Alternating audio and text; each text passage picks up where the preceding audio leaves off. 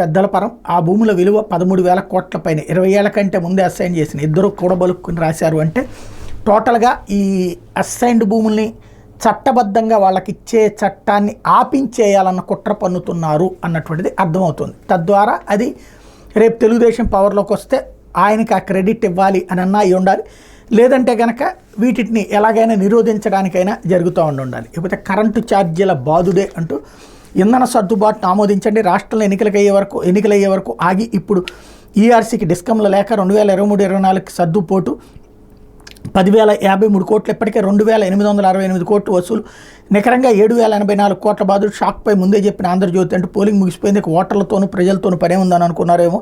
విద్యుత్ ఛార్జీల భారం భారీగా మోపేందుకు సిద్ధమయ్యారు. 2023-24 సంవత్సరానికి గాను విద్యుత్ వినియోగదారు నుంచి 10,053 కోట్ల సర్దుబాటు ఛార్జీలను వసూలు చేసుకునేందుకు అనుమతినివ్వాలని ఆంధ్రప్రదేశ్ విద్యుత్ నియంత్రణ మండలి విద్యుత్ పంపిణీ సంస్థలు అభ్యర్థించినాయి అన్నటువంటి వార్తని హైలైట్ చేశారు. ఇకపోతే అప్రమత్తంగా